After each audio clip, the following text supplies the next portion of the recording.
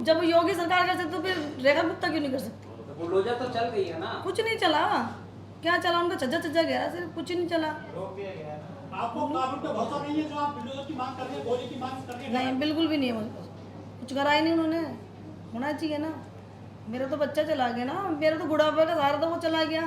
उन्होंने कहा अगर मेरे को जब होएगी ना उनको भी जान से खत्म करोगे, उनको भी गोली से उड़ाओगे, जब तो मुझे होएगी दिल में, मेरे को ठंडक जब तो होएगी। एक पीड़ा होती है। हाँ। अब ये आपके तरह मुझे कानून के मांग उसके कुछ भी जानकार नहीं है, नहीं मेरी मांग कुछ ये भी ध्यान नहीं रखिए है, बस मेरे को मेरा बच्चा गया है तो उनका भी जाना चाहिए कि उसकी एक क्षतिपूर्ति परिवार को मिलनी चाहिए। दूसरा, अब ऐसा आश्वासन हो, ऐसी कार्रवाई हो कि वहाँ आगे इस प्रकार की घटना नहीं हो, कि लोग निर्भय होकर रहें। अगर वो इलीगल घर है, बुलडोजर चला है, तो बुलडोजर की पूरी कार्रवाई हो। ये तीन तो इसमें प्रमुख बातें हैं। क्योंकि हाँ करेंगे, बस उन्होंने तो ऐसे ही बोला था। कोई सरकारी नौकरी का कोई नहीं, ये लोग गए थे ना। पता नहीं, ऐसे को तो कुछ नहीं बोला उन्होंने तो। ऐसे आपकी मांग क्या है, मुख्य मांग क्या है, थोड़ा एक्सप्लेन करेंगी आप? माता मेरा तो यही है, जो योगी सरकार करती है ना, ऐसा न्याय चाहिए आपको? जो योगी सरकार करती है मुझे वही नहीं चाहिए। क्या? मुख्यमंत्री जो अपनी है यहाँ की, हाँ। जो योगी सरकार सीधा गोली मारती है ना और उनका घर ध्वस्त करती है, वही चाहिए मुझे। ये मेरी यही मांग है। दिल्ली के एक मोहल्ले में एक हमारा साथी तरुण खटीक बिना किसी दोष के, उसको बिल्कुल एक मजहबी भावना से कि होली का पानी कैसे पड़ गया और उसकी पीट कर हत्या कर दी गई। इससे भयानक और विभत्स मॉब लिंचिंग का क्या घटना हो सकती है। लेकिन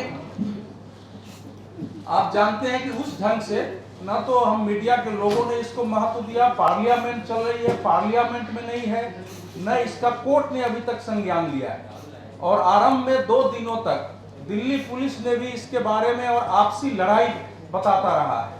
और जब लोगों ने, स्थानीय लोगों ने विरोध प्रदर्शन शुरू किया, वहां से हटे नहीं है, तब जाके ये कार्रवाई हुई है। तो आज हम लोगों ने तय किया था कि आपके साथ जो उस परिवार के पीड़ित लोग हैं, जिनके पुत्र, जिनका भतीजा, जिनका पोता गया है, ऐसे लोगों को यहाँ बैठा के आपसे बातचीत कराएं। हमारे देश में जो दलित समुदाय है उसकी एक घटना है, और इसमें हमारे पास अभी खटीक समुदाय के राष्ट्रीय अध्यक्ष भी हैं, ये नवाब सिंह जी, ये शिवम प्रधान जी भी हैं, ये खटीक समाज के ही नेता हैं।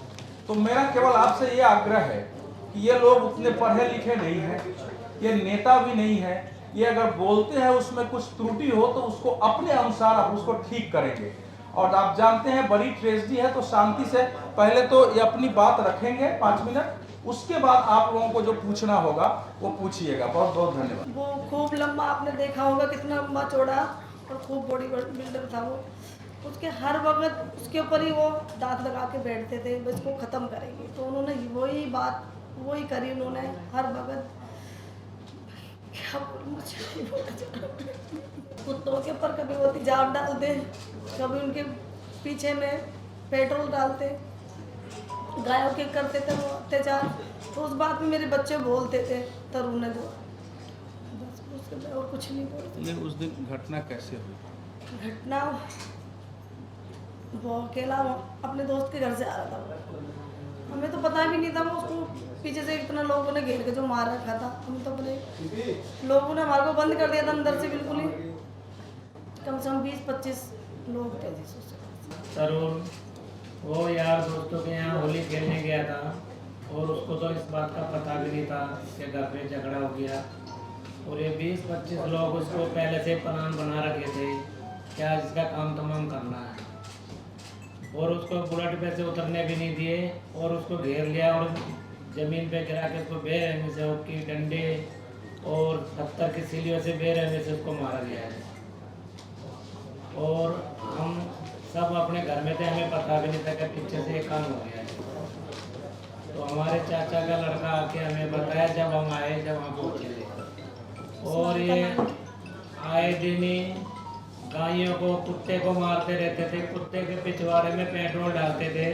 तो हमारा जो भतीजा था वो इनसे डरता नहीं था, वो इनको बोलता था कि ये तुम ये काम मत करो, ये गलत है। पर ये किसी की नहीं मानते थे, सबको दबा के रखते थे, पर हमारा बच्चा इनसे दबता नहीं था। इस कारण ये उसको अपना शिकार बना रखे थे, और इन्होंने मौका देखा और ये काम कर दिया जी। इस्माइल का नाम, और इस्माइल है वो इनका जिन्होंने ये काम किया हमारे साथ, उनका मामा लगता है, और वो ये कह रहा था कि इस खटीक का काम तमाम कर दो, जो करोड़ लगेगा मैं तुम्हें जेल नहीं जाने दूंगा। उनने उकसाया उनको, और उन्होंने बेरहमी से जब तक मारा जब तक उन्होंने पता नहीं चला कि भैया मर गया, जब तक हॉकी डंडे बेटों से मारा। गुब्बारे से खेल रही थी तो उसके हाथ से गुब्बारा नीचे गिरा, और वो जो सायरा काली नीचे से जा रही थी तो उसके वहाँ पे उसके छांटे लग गए, और उसने बोला कि मेरे रमजान के रोजे ख़राब कर दिए, और उसने बहुत गालियाँ देने लग गई। इन खटीकों का काम तमाम कर देंगे और इनकी औरतें और लड़कियों को उठा के इनका बलात्कार करेंगे, ये सब बोल रही थी। कितने लेडीज को पकड़ा गया, कितने महिला को पकड़ा गया?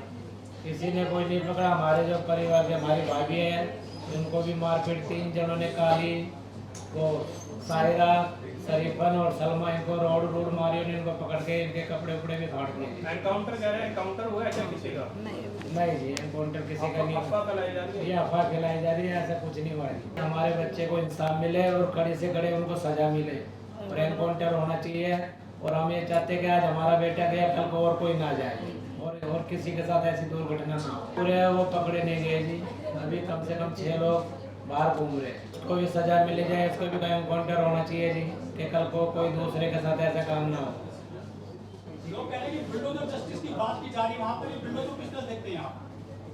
बुलडोजर कुछ नहीं हुआ जी, वहाँ पे सिर्फ छज्जे जरा से करेले तोड़ी गई है, और ऐसा कुछ नहीं हुआ। ये तो सारी अफवाह उड़ाई गई है।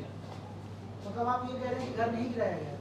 घर नहीं गिरा, छज्जा गिराया गया है। अभी थोड़ी क्षति पहुंची है, घर वहाँ एक भी ध्वस्त नहीं हुआ है। जब वहाँ के हिंदू समाज ने और बाकी दलित लोगों ने सब मिलकर के जब विरोध प्रदर्शन किया है, उसके बाद थाने का घेराव किया गया है, उसके बाद पुलिस ने थोड़ा तब भी उतना सीरियसली नहीं लिया जितना लेना चाहिए। तो इसीलिए अब आप कल्पना करिए कि अगर लोग नहीं सड़कों पर उतरते तो FIR दर्ज ही नहीं होता। तो ये स्थिति वहाँ हुई है। तो ये सब लोग आए हैं कि हमारे देश की मीडिया है, इसके माध्यम से देश की सरकार, हमारी पार्लियामेंट चल रही है, जो भी देश के एक्टिविस्ट हैं, जो लोग उठाते रहे हैं, एक दलित की एक समुदाय के द्वारा बिल्कुल एक मजहबी मान करके कि पानी गिरना हमारे मजहब के विरुद्ध है और ये सब ऐसे करता है, यही मौका है कि हम बदला ले लें, ये किया गया है। तो इसका इस देश को, यहाँ के न्यायालय को, यहाँ की पुलिस व्यवस्था को, सबको मिलकर इसमें न्याय होना चाहिए ताकि इस प्रकार की घटना दूसरी नहीं हो। नहीं, कोई पॉलिटिकल कलर से मतलब नहीं, जिसको राजनीति करनी है करे।